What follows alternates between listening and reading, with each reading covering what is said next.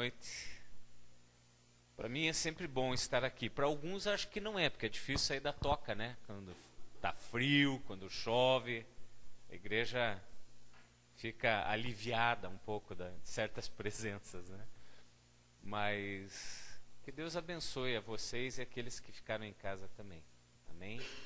Porque com certeza, tendo um motivo plausível ou não, a graça do Senhor nos alcança de qualquer maneira, porque não há necessidade de um motivo para Deus nos amar. Ele nos ama e pronto. Porque Ele é Deus, porque Ele é Pai. Eu não tenho motivo para amar meus filhos. Eu os amo.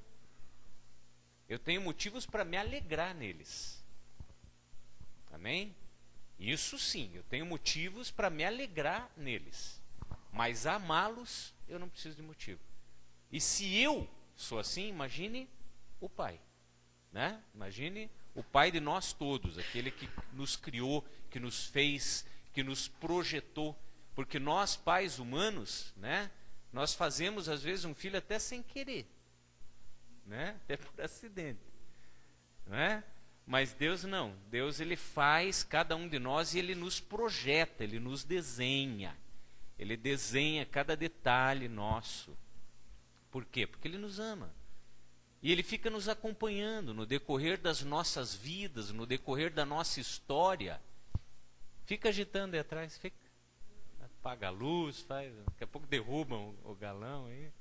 Isso aí só agita. Meu time de pastores aqui só faz bagunça, né? E é muito legal quando a gente fica pensando assim que Deus nos projeta, nos faz detalhadamente, e depois quando Ele nos lança à luz, Ele fica observando como é que a gente age, como é que a gente reage, como é que a gente aprende, assimila, e fica observando ali como um pai realmente observa os filhos. Porque a Bíblia diz que os olhos dele estão em todos os lugares, né? Então Ele está sobre nós em todos os momentos.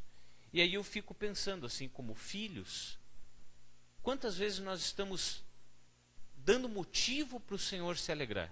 E quantas vezes, obrigado, pastor, e quantas vezes nós estamos dando motivos para o Senhor se entristecer? Amém? E eu lembro o pastor Wagner dizendo que ele fica muito admirado assim com as pregações, as coisas que ocorrem aqui na igreja, porque parece que está tudo amarrado, parece que tudo a gente está combinado, né? Está tudo amarrado uma coisa com a outra. E eu estava ouvindo o louvor e depois ouvindo o que a pastora Leide estava falando aqui, e nós não conversamos, não combinamos nada, até mesmo porque ela não sabia o que eu ia pregar, nem eu sabia o que eu ia pregar. Quando os meninos saíram lá de casa para vir para o ensaio, eu falei, agora eu vou para o quarto conversar com o papai para ver o que ele tem para nós nessa noite, porque eu não sabia. Às vezes eu recebo a palavra na semana, 15 dias antes, mas hoje era 1 hora antes do culto, eu não sabia o que Deus queria. Mas como sempre, Ele se revela. Amém? E eu quero que você abra aí a tua Bíblia, numa passagem que está no Antigo Testamento, lá no livro de 2 Reis.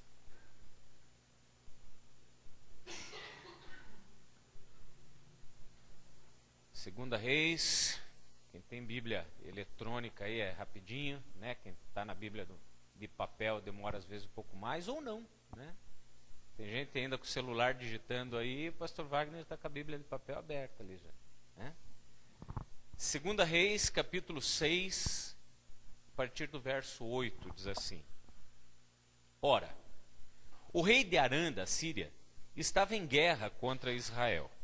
Depois de reunir-se com os seus conselheiros, decidiu: em tal lugar erguerei o meu acampamento.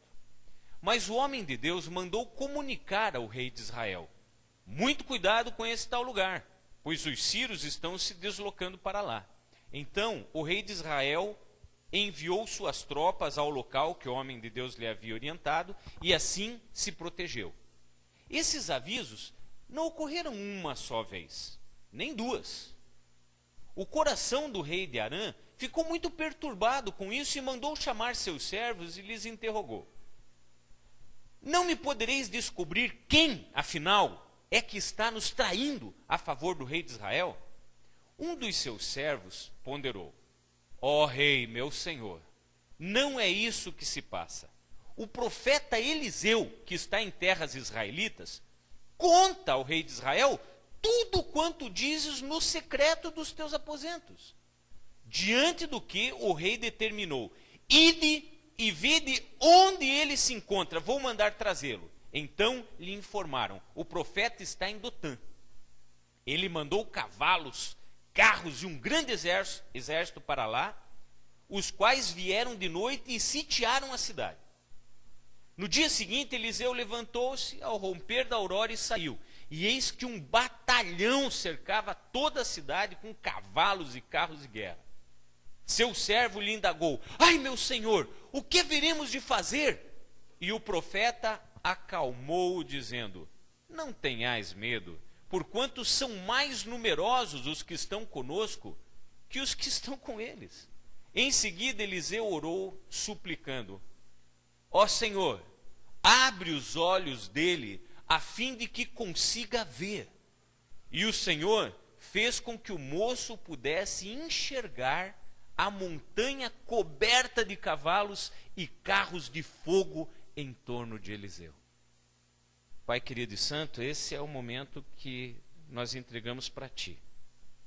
Nós já oramos, já louvamos, já ofertamos, adoramos a Ti, mas esse é o momento, Senhor, que nós queremos ouvir o Senhor falar. Por isso, Pai, elimina tudo aquilo que vem do pastor Elcio e coloca o Teu Espírito nele, usa a boca dele, usa, Senhor, a sua voz para falar conosco. E que nós possamos, Senhor, verdadeiramente receber de Ti aquilo que o Senhor tem para a Tua igreja nessa noite, Pai. Porque nós viemos aqui não foi por causa do pastor Elcio. Nós viemos aqui, Senhor, por causa do Senhor. Porque nós cremos que esse é um lugar onde a Tua palavra é pregada com fidelidade, onde não existem manipulações, onde não existem intentos, onde não existem intenções humanas.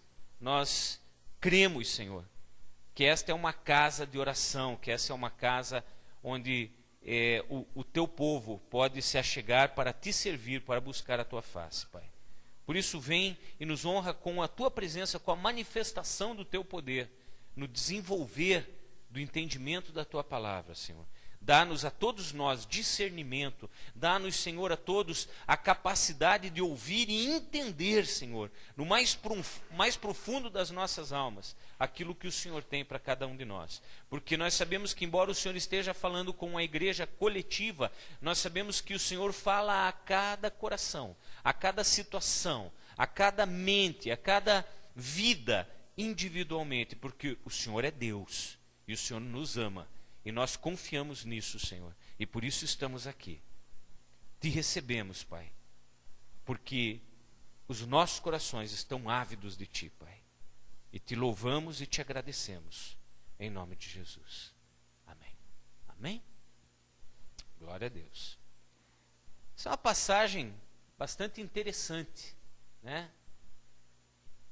Eu lembro até que tem uma música que tem um refrãozinho que fala assim: maior o que está em nós do que o que está no mundo, bem maior o que está em nós do que o que está no mundo. Por quê? Porque o que está em nós não se intimida diante daquilo que está no mundo. A questão é: o que é que está em nós? A pastora Leide falava aqui antes das ofertas. Quem somos nós? O que temos verdadeiramente diante de Deus quando nos levantamos? Verdadeiramente. Não para as pessoas, não para o público, não o nosso discurso, porque palavras qualquer um tem condições de fazer. Discurso qualquer um. Tem um ditado antigo que fala assim que papo até galinha tem. A questão é atitude.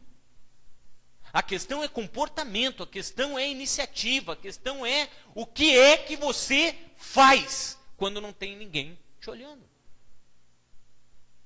Quem é você? Quem verdadeiramente é você? Porque tem pessoas que se enganam, achando que estão enganando os outros.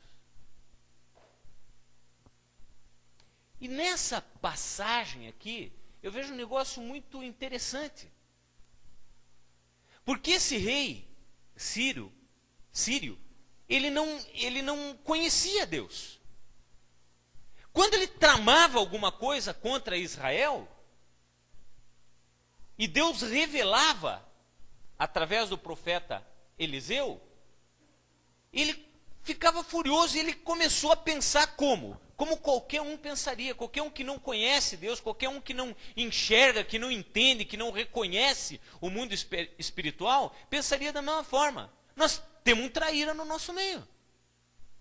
Tem um X9 aqui no meio, tem um dedo duro, tem um traidor aqui, que tem entregado os nossos planos pro rei de Israel.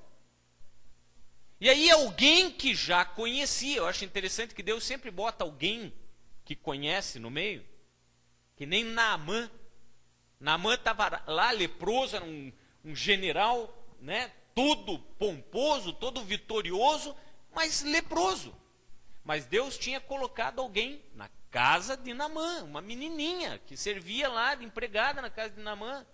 E ela fala: se meu senhor estivesse diante do profeta que está em Israel. Deus sempre coloca alguém para dar uma informação. É uma coisa impressionante. Todas as vezes que meus filhos tentaram armar alguma trampulinagem, eles caíram do cavalo, porque sempre Deus revelou de alguma forma. Eu sempre fiquei sabendo. Não é, gente? Até Isa.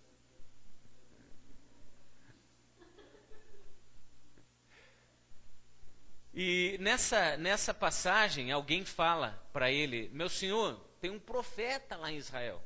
O que o senhor fala no segredo aí do seu aposento, o senhor falar sozinho aqui, ele revela para o rei lá.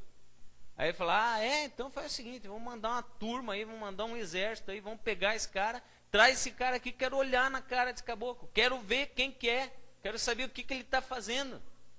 Se fosse hoje, ele já ia dizer: esse cara grampeou o meu telefone. Já ia começar a procurar embaixo da cama, embaixo no criado mudo, na mesinha de cabeceira. Cadê o grampo? Mas não tinha grampo naquela época. Tinha sim um espírito poderoso do nosso Deus, agindo através da vida daquele profeta. E aí eles mandam, porque alguém sabia que ele estava numa cidade chamada Dotã, eles mandam um exército lá para cercar aquela cidade, sitiar aquela cidade e arrastar o profeta. Aí o profeta sai de manhã cedo, vai lá, dá uma espreguiçada, olha em volta, a cidade sitiada. Sitiada quer dizer cercada. Cheia de soldado do inimigo, e carro, e cavalo, e armadura, e aquele arsenal. Aí ele olha assim, tá. Então continua se espreguiçando. Aí Geazi, que era seu servo, põe as mãos na cabeça e fala: meu Senhor, e agora? O que nós vamos fazer? Estamos roubados, não tem para onde correr, os caras cercaram a cidade. Não deixaram uma brecha, não tem para onde nós correr. O que nós vamos fazer? Aí Eliseu fala para ele assim: cara, se acalma. O que está com a gente é muito maior, muito mais numeroso do que está com eles. Eu fico imaginando que Geazi deve ter olhado para Eliseu assim e pensado: vai, ficou louco. Perdeu os cabelos e perdeu o juízo, porque Eliseu era careca.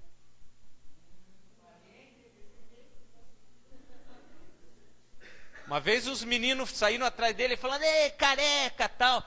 Ele olhou para os meninos, amaldiçoou os meninos, saiu 2 ursas de trás do mato lá e devoraram, estraçalharam os meninos. Tá? Então, antes de você falar qualquer coisa a meu respeito, cuidado que tem umas cutias do outro lado ali, ó, no bosque ali. Você vai ver o que vai ter que acontecer. Eu rogo uma pincha, uma maldição aqui. Tá? Wellington. Pensou o Wellington correndo, gritando, as curtias atrás, assim, essa é uma cena terrível. E aí, meus irmãos, eu imagino que Geazi deve ter olhado para ele e falado, cara, somos só nós aqui. Só nós dois aqui. Tem os caras da cidade, com certeza não vão fazer nada. Porque o exército é numeroso, os caras são enormes, são fortes, são bem armados. O que nós vamos fazer? Aí Eliseu fala, Senhor, abre os olhos dessa criatura. Abre os olhos desse moço. Mostra para ele. E a Bíblia nos mostra o quê?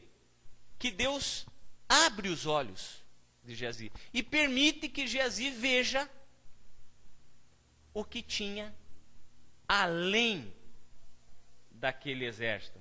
Sobre os montes ao redor de Dotã existiam exércitos celestiais, anjos, guerreiros, carros de fogo, um poderio militar celestial divino muito maior. Quer saber o que aconteceu? Leia a Bíblia, leia o resto, porque não é sobre isso que eu quero falar. Ficou curioso? Vai ler a Bíblia. É, né? Sempre. Maior prova do bom humor de Deus é ter me escolhido para ser pastor. Isso fechou, né? Não tenha dúvida que Deus é bem-humorado. O que eu quero dizer é o seguinte. Geazi sai daquela casa, vê o exército inimigo e certamente alguma coisa naquilo que ele viu gerou pavor dentro dele. Eu já preguei aqui a respeito daquela situação em que Jacó coloca as varas descascadas na frente do tanque onde as ovelhas vão tomar água, e as ovelhas vão lá tomar água olhando para as varas e começam a dar filhotes rajados, olhando para as varas rajadas. Isso nos ensina o quê? Que nós geramos dentro de nós o que está diante dos nossos olhos.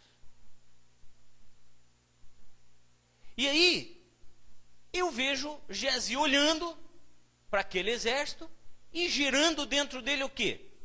Pavor, desespero, medo. Aquele pensamento assim, danou-se, estamos roubados, morremos.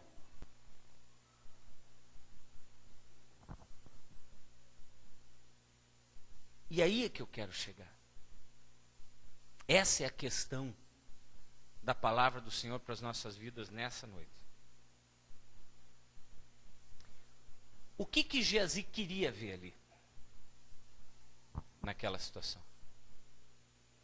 O que Geazi gostaria de ver ali naquela situação? Quando ele olha, vê um exército inimigo, eu tenho para mim que o que Geazi gostaria de ver era uma forma de escapar daquele lugar. Era um buraco onde ele pudesse entrar, era uma fenda numa pedra onde ele pudesse correr, era algum escape, alguma saída daquela situação. Mas a questão é a seguinte: o que Deus queria que Geazi visse? Porque Eliseu era a boca de Deus. Eliseu era um profeta. Eliseu falava, fogo descia, consumia. Eliseu era, se você olhar o capítulo aqui, um pouquinho, uns versículos antes, no mesmo capítulo, Eliseu faz um ferro de machado subir da água, flutuar, que nem isopor. Eliseu não era fraco, sobre ele tinha uma porção dobrada do espírito profético que estava sobre Elias. Eliseu não era fraco, irmãos. Eliseu, quando vão procurar, o que nós fazemos? Nós estamos aqui na situação, vai lá, cava, faz buraco. Está faltando água para vocês? Vai lá, faz buraco. Quanto mais fundo o buraco, mais água vocês vão ter. Dia seguinte, os buracos estavam cheios de água, resolvi o problema. Eliseu era tremendamente usado por Deus, tinha uma intimidade com Deus impressionante. Geazi, no entanto, era servo de Eliseu, andava com Eliseu e não enxergava porcaria nenhuma. Eliseu era colado com Elias. Elias falava, cara, eu vou ser tirado de você, cai fora, vai procurar o caminhão que você caiu. Eu olhava do lado, Eliseu estava junto. Não, eu quero aquilo que você tem, eu quero o dobro daquilo que você tem. Quer dizer, o que Elias tinha já era fantástico. Eliseu, ele não estava satisfeito. E eu quero te dizer uma coisa, certo ele, porque quando nós buscamos as coisas de Deus, nós não temos que estar satisfeitos. Nós queremos mais, nós temos que querer mais. Jesus fala assim, aqueles que crerem receberão sinais, farão maravilhas maiores do que as que eu fiz. Quando vão abençoar Salomão, falam assim, que Salomão seja maior do que Davi, porque essa é a vontade de Deus, que cada geração venha melhor do que a outra. Eu quero que os pastores que eu já ungi, que andaram comigo, aqueles que caminham comigo, que são meus filhos na fé, se tornem melhores do que eu. Com mais autoridade, com mais poder, com mais capacidade do que eu. E Eliseu queria, Eliseu disse para Elias, eu quero ter o dobro, eu quero ter uma porção dobrada do teu poder, do Espírito que está em você. E assim foi. Elias falou, olha, se você me vê a hora que eu for tirar de você, você vai receber. E quando um carro de fogo arrebatou Elias, vocês devem conhecer a história, Elias jogou a capa, e a capa foi parar na mão de Eliseu. E Eliseu saiu dali, já tocou com a capa o Rio Jordão já partiu no meio. O cara não era fraco. Por que ele não era fraco? Porque ele queria aquilo que Deus tinha para ele. Ele não se satisfazia. Ele não falava, não, ir na igreja para mim uma vez por semana é suficiente. Ele queria mais. Não, porque eu fazer parte do motoclube para mim é suficiente. Não, ele queria mais. Não, porque eu me tornar pastor, fazer escola de líder, me tornar pastor da Reis Davi, para mim já está bom. Não, ele queria mais.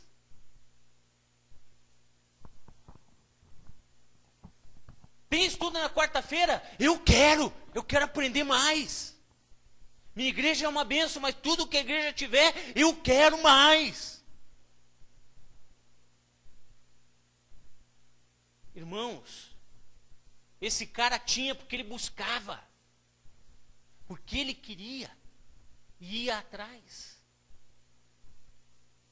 Nós não temos porquê. Muitas vezes nós não temos porquê. Porque a gente se satisfaz. A gente cumpre o protocolo. É suficiente. Eu venho para a igreja uma vez por semana, oro antes de dormir, oro antes da refeição, que às vezes antes de dormir já está com sono demais e não consegue nem orar. Daí ora lá, fala obrigado por essa... Jesus, tu é jóia, abençoa essa boia. Né? Aquelas oraçãozinhas bem rapidinha. E buscar, fuçar, vasculhar, cavocar, para encontrar aquilo que Deus tem de melhor. Você não faz. E aí eu pergunto, o que você quer ver? Mas o que Deus quer que você veja? O que Moisés queria ver quando ele matou aquele egípcio? Vocês lembram da história? Quando Moisés ainda era príncipe do Egito. Aí ele vai lá ver um egípcio batendo num hebreu. E ele sabia que ele era hebreu. Ele se invoca, vai lá, desce-lhe o cacete no egípcio lá, mata o egípcio. O que ele queria com isso? O que ele queria ver com isso? Ele queria que o povo olhasse para ele e falasse, esse é o cara, esse é o nosso líder, esse cara vai resolver nossos problemas, e enfim tem alguém da elite egípcia que se levantou para nos defender. Era ou não era isso que Moisés queria? Era isso que Moisés queria. Ele queria ver o seu povo liberto, ele queria ver a sua autoridade como príncipe do Egito sendo usada para libertar o seu povo. Era isso que Moisés queria ver. Mas o que Deus queria que Moisés visse? Deus queria que Moisés visse que, como príncipe do Egito, ele não ia fazer porcaria nenhuma. Deus queria que Moisés visse que, com a autoridade dele, com a capacidade dele, com a competência dele, com a experiência militar dele, com todo o seu know-how, com todo o seu currículo, ele não iria fazer absolutamente nada. Deus queria que ele corresse, que ele fugisse, que ele fosse para o deserto, que ele ficasse 40 anos trabalhando com ovelhas, no meio do deserto, dormindo no sereno, para a hora que Deus falasse assim: Moisés, vem para cá, eu vou mandar você lá, você vai libertar aquele povo, você vai falar com o faraó. E aí Moisés fala assim: Senhor, quem sou eu para o faraó me ouvir? Aí Deus fala: agora sim, Moisés, agora você viu o que eu queria que você visse, que você não é nada, mas eu sou. E eu sou, te envia. O que Samuel queria ver quando ele foi lá na casa de Jessé?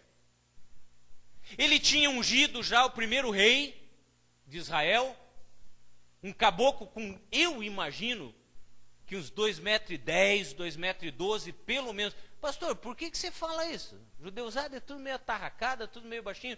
Eu vou te dizer, porque a Bíblia fala que Saul era um cara lindo e alto. Por quê? Porque no meio de 10.000 homens, ele se sobressaía do ombro para cima. Quer dizer, pega o cara mais alto de Israel, vamos pegar um caboclo de 1,90 m. Vamos imaginar um judeu de 1,90 m. Saul era mais alto, pelo menos uma cabeça. E foi esse cara que Deus mandou Samuel ungir. Aí Deus manda Samuel ir na casa de Jessé e ungir um novo rei. O que Samuel queria ver quando ele chegasse na casa? O cara mais alto, mais forte. Chegou lá, Jessé botou em fila os camaradas, os filhos dele lá, e ele já foi no mais velho, no maior. Falou: ah, cara, esse cara aqui parece Schwarzenegger. Fortão, bonitão, alinhadão, né? É ele. Vem cá, meu filho. Deus falou: não, não é esse não, larga a mão. Então é esse aqui. Esse aqui parece o The Rock. Não, não é esse não. Não é esse? Esse aqui, o Vin Diesel. Esse aqui, não é?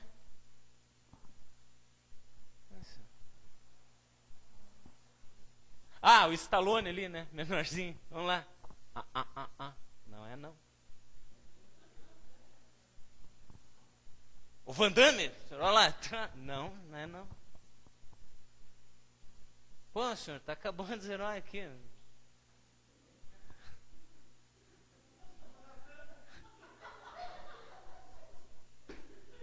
Irmãos, Samuel esperava ver alguém a quem ele reconhecesse como o novo rei de Israel. Mas o que Deus queria que Samuel visse? Não é nenhum desses. Jessé, você tem mais alguém? Cara, tem o caçula, que na verdade, aqui entre nós é um moleque que eu fiz até fora do casamento. Ela deixa ele lá cuidando das ovelhas, tal, porque minha mulher nem gosta muito do menino. E daí ele fica lá, tá, manda chamar Jessé. Aí vem, baixinho, cara de bundão, ruivo, tudo sardento, fedendo, estava lá no meio das ovelhas, cabelo desgrenhado, cheio de carrapicho. Deus olha e fala: esse cara, Samuel, o senhor está de sacanagem. Não, é ele mesmo. O senhor não pode. O tipo da figura, tipo mais feio. Samuel, é ele. Mas senhor, É Ele, você está olhando o que está diante dos teus olhos, mas eu estou olhando o que está dentro do coração. É Ele! Samuel queria ver um cara, mas Deus queria que ele visse outro.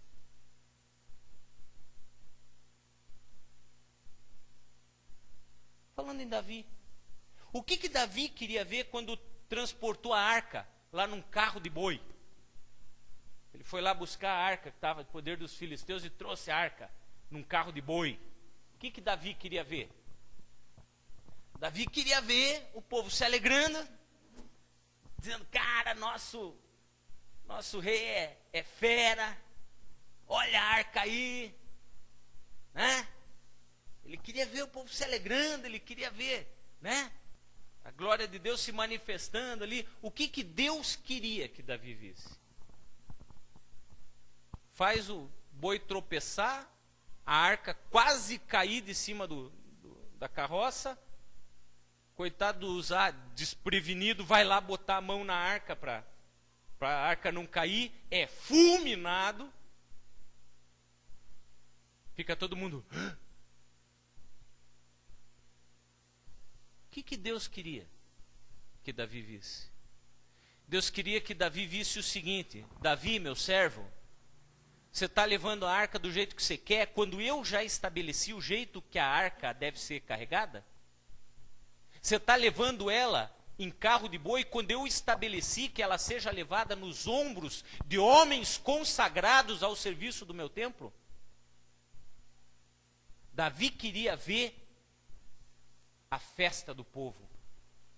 Deus queria que Davi visse que a obra de Deus tem que ser feita do jeito que Ele quer, que Ele determina, e não do jeito que nós queremos. O que Balaão queria ver quando aquela mula empaca no meio do caminho? Você pode até dizer, queria ver Balaque para ver o dinheiro que ele ia receber, né, por amaldiçoar Israel. Eu acredito nisso, ele queria ver Balaque realmente. Mas ele queria ver a mula andar. A mula estava parada, ele queria ver a mula andar. Começou a bater na mula. A mula foi para o lado, espremeu a perna dele. Ele desceu da mula e começou a descer-lhe o relho na mula. Ele queria ver a mula andar. Simples assim. O que Deus queria que ele visse? Deus queria que ele visse o tamanho do anjo que estava no meio do caminho, ao ponto de abrir a boca da mula, para a mula falar para Balaão, Balaão, você me tem desde que eu era filhote, você já me viu fazendo um troço desse alguma vez? Balaão falou, não. Besta começa a conversar com a mula, nem percebe. Aí a mula fala, então, Balaão, isso não é comum, não é? Dá uma olhada ali, para ver, por que estou parada? Aí ele olha e vê um anjo no meio do caminho. Sabe, irmãos, às vezes você quer ver que a coisa ande. Às vezes você quer ver a coisa deslanchar. Às vezes você quer ver o teu emprego melhorar. Às vezes você quer ver a tua empresa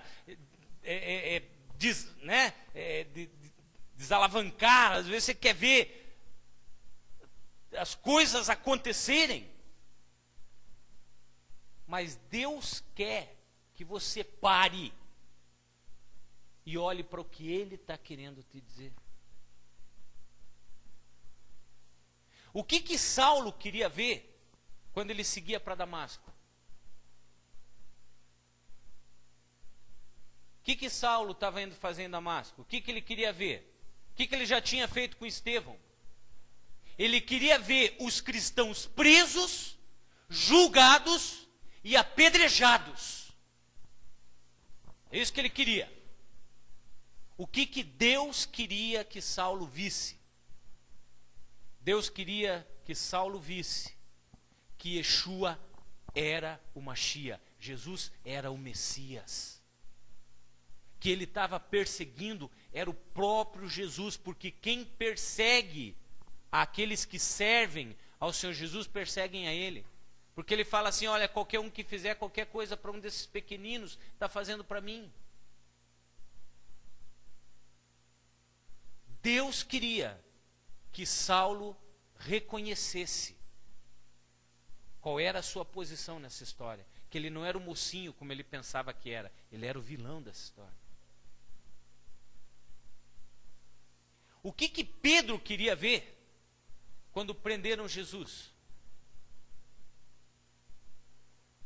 Pedro estava lá com espada. E Simão Pedro, que tinha espada, sacou dela, cortou a orelha do servo do sumo sacerdote, chamado Malco.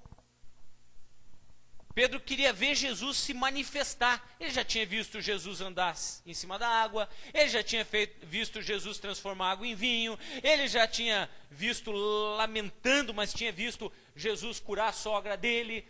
Ele já tinha visto Jesus ressuscitar morto. Ele já tinha visto Jesus curar lepra. Ele já tinha visto Jesus multiplicar pão e peixe lá, 2 pãozinhos, 5 peixinhos, ou era o contrário, e fez mais de 5.000 pessoas comendo, sobrou 12 cestos. Tinha visto ou não tinha? O que ele queria ver ali naquela hora? Agora o mestre levanta, dá um xaracataia aqui, Hadouken, vai voar servo de sumo sacerdote para tudo quanto é lado, deve ter dado a espada e olhado para Jesus, agora é a tua vez, agora vem. O que Deus queria que ele visse? Deus queria que ele visse que ele não era de nada, porque dali poucas horas ele estaria negando Jesus, e correndo, se acovardando, roendo a corda, voltando atrás, mentindo, sendo covarde, sendo ignorante, voltando a fazer o que ele fazia, que era pescar, para daí sim, uma vez reconhecendo quem ele verdadeiramente era, só aí ele poder reconhecer quem era o mestre. O que eu queria ver quando eu vim para a igreja a primeira vez? Eu queria ver uma cura. Eu vim para a igreja querendo ver uma cura. Eu nunca vi essa cura. Nunca. Mas o que Deus queria? O que Deus queria que eu visse? Que curas, as verdadeiras curas, elas não acontecem no campo físico. Isso pode acontecer. Porque Deus é um Deus de milagres, Ele tem poder para fazer. Mas, das palavras do próprio Jesus, o que é mais fácil dizer? Levanta e anda? Ou os teus pecados estão perdoados?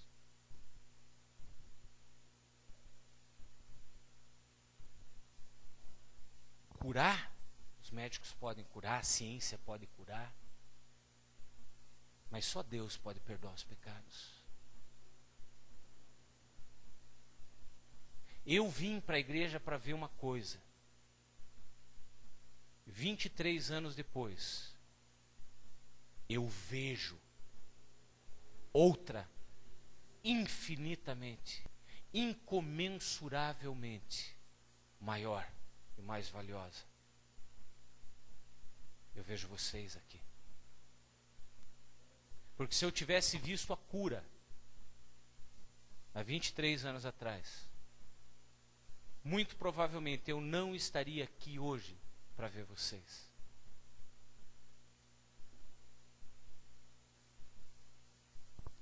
O que você queria ver quando veio para a igreja?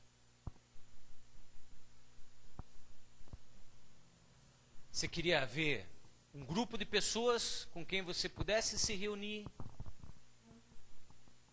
a quem você pudesse chamar de irmão, a quem te trouxesse uma esperança,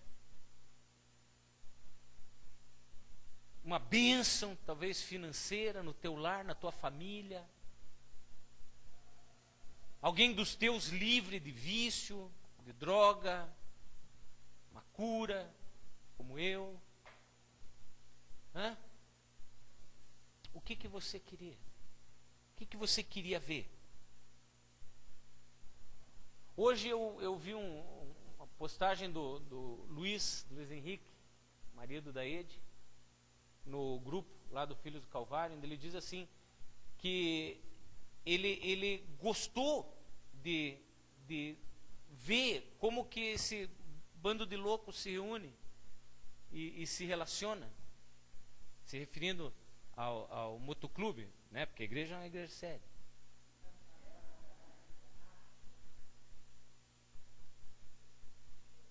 Talvez, irmãos, as pessoas venham porque querem ver unidade, amizade, sinceridade, relacionamentos honestos, desinteressados, verdadeiros. Talvez as pessoas venham para achar uma igreja perfeita, onde os irmãos não falhem uns com os outros, onde as pessoas prometam e cumpram, onde nunca ninguém magoa ou ofende ninguém, onde você vem e recebe uma oração e tudo muda na tua história, tudo muda na tua vida. Uau! O Espírito Santo naquele lugar é tremendo. Nossa, que hoje o louvor estava arrebatador. Uau, porque aquela igreja, você vai lá, se sente o poder.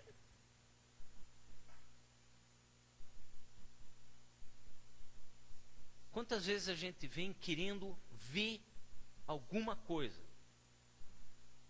A resposta é sempre. Sempre a gente vem querendo ver alguma coisa. Hoje eu vejo alguma coisa. Hoje, sempre a gente vem querendo ver alguma coisa.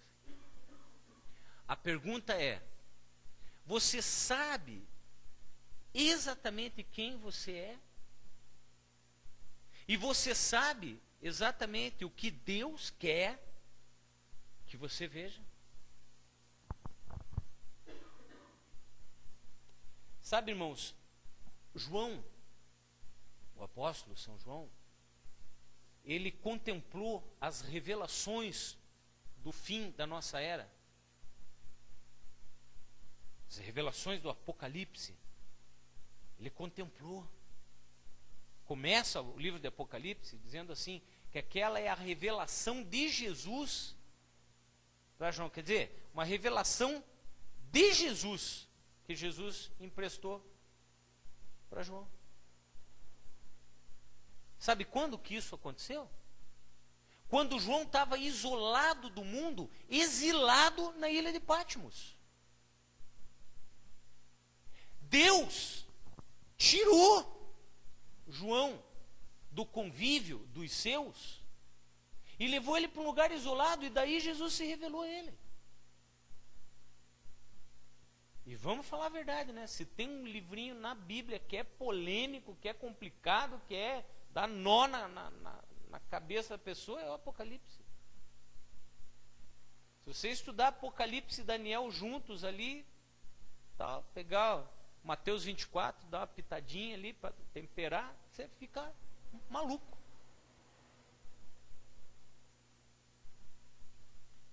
João estava exilado lá na ilha de Patmos. Exilado. Exilado quer dizer o quê?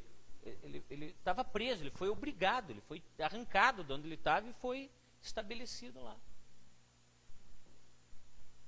Você quer ver, né?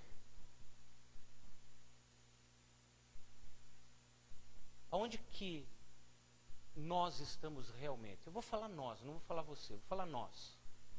Porque falar você dá a impressão que eu estou aqui em cima de um altar, revestido de santidade, afinal eu sou o pastor Elcio, entendeu? Quem não me conhece, prazer. Nós. Aonde que nós verdadeiramente estamos? Por que nós não vemos o que nós queremos ver?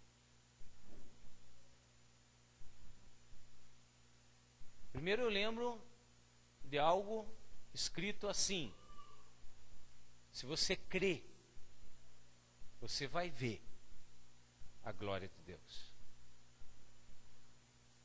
Aí eu pergunto, o que é que você quer ver? O que é que nós queremos ver? E aonde é que nós estamos? Eu não estou falando, pastor, hello, professor Nivaldo Braga, 1258, Capão da Embuia, Curitiba, Paraná. Isso eu sei. Aonde nós estamos, no sentido, cara, onde é que nós andamos?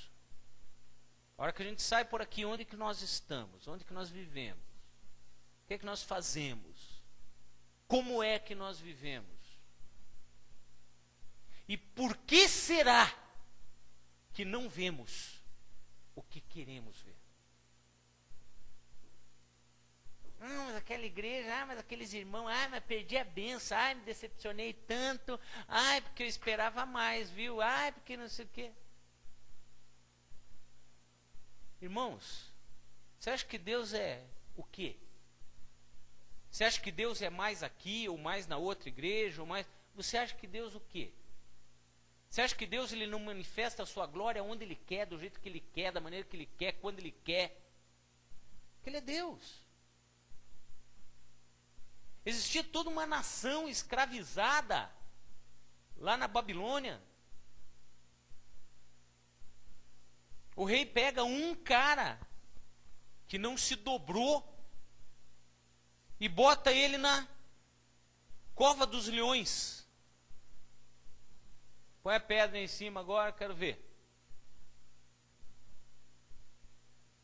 E no dia seguinte vão lá. Abre lá, abre lá, lá. Quero ver, quero ver, quero ver. Chega lá, o cara está lá na boa. Hã? Não é possível. Os leões foram alimentados, os leões estavam sem fome. O leão devia estar com azia. Tiraram Daniel de lá inteiro. O rei ficou bravo. Joga esses caras aqui que falaram dele aí, joga lá. A hora que jogaram, disse que não chegaram no chão, os leões pegaram no ar.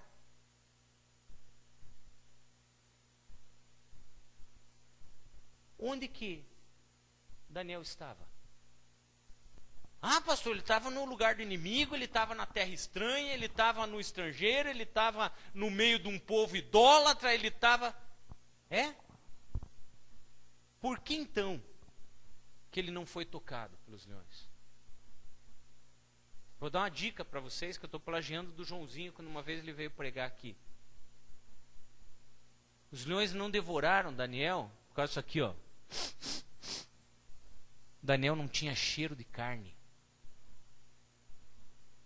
Daniel era um homem tão espiritual que mesmo vivendo lá no meio do pecado, ele era um homem tão espiritual, ele era um homem que exalava o cheiro de Deus.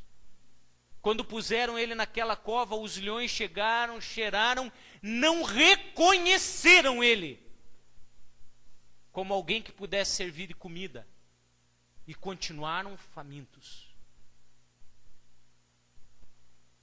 Não é o lugar físico no qual você se encontra. É o lugar que você gera ao teu redor, aonde quer que você esteja. Porque Daniel, aonde quer que ele estivesse, Sadraque, Mesaque e Abdenego, aqueles meninos estavam na fogueira, mas eles geravam ao redor deles um clima agradável.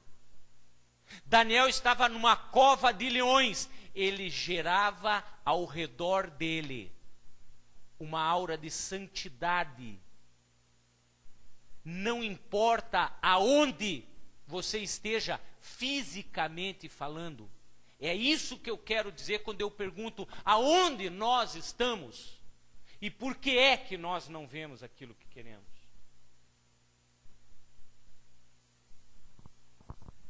Para onde que nós temos olhado. Que, como eu falei no começo, você gera dentro de você o que está diante dos teus olhos. Geazi olhava em volta, via um exército inimigo, gerava dentro dele desespero, apreensão, medo, pavor, pânico. Eliseu estava do lado de Geazi, ele olhava além, onde existia um exército bem armado, divino, poderoso, extremamente preparado, estruturado, mandado pelo Senhor para livrá-lo daquela situação. Para onde nós temos olhado? O que nós temos gerado dentro de nós?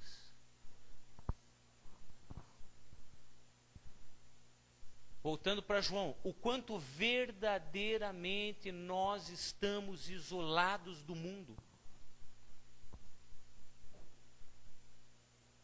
das coisas do mundo, e o quanto nós estamos suscetíveis às coisas de Deus. Irmãos, pastor, mas está uma tribulação, mas está a luta. Jesus fala assim: eu vos dou a paz, não como o mundo a dá. Quer dizer, na oração sacerdotal, Jesus fala assim: Pai, eu não oro para que o Senhor os tire do mundo. Quer dizer, qual é a vontade de Jesus? Ele não pediu para que tirassem a gente do mundo. Ele não pediu para que tirassem a gente da tormenta. Ele não pediu para que tirassem a gente do meio da confusão. Ele simplesmente nos ensinou a que, independente de aonde nós estivéssemos, se soubéssemos quem somos no Senhor, ou melhor, se soubermos quem nós somos no Senhor, aonde quer que nós estejamos, a glória do Senhor está presente.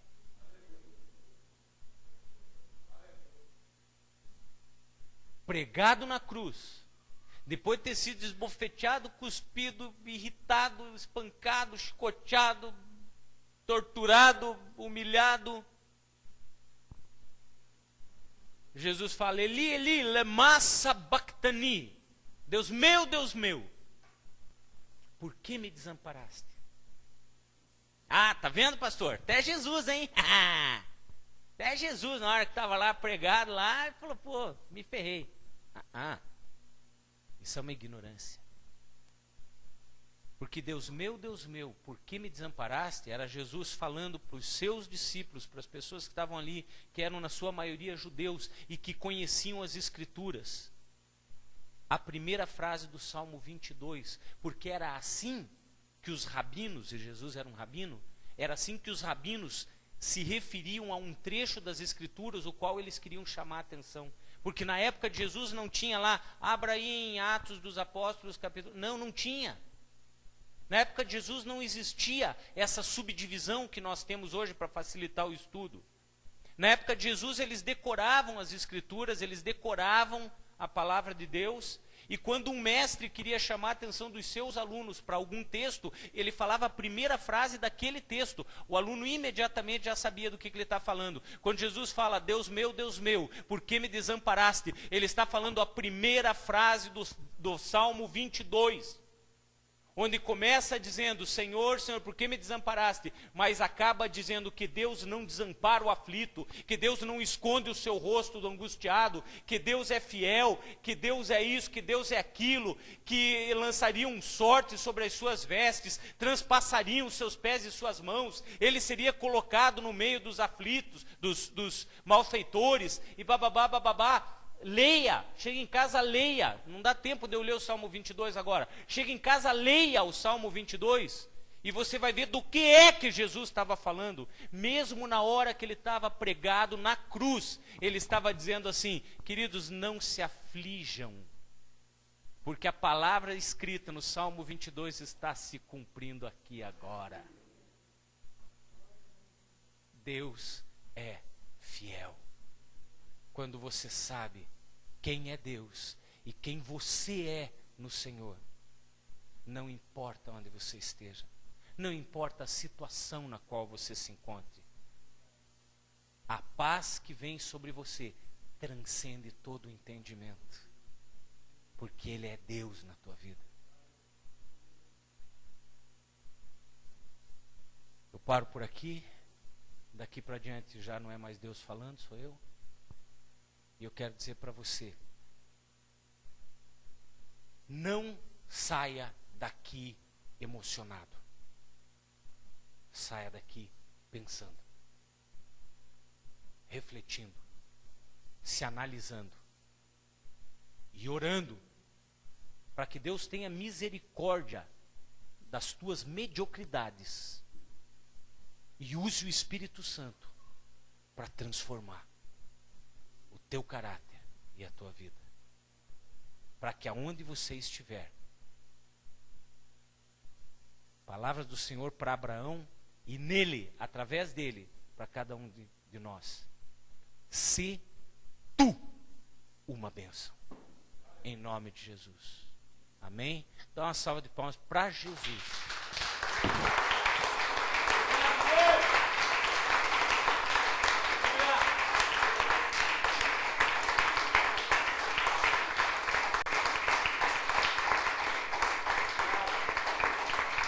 Deus abençoe grandemente.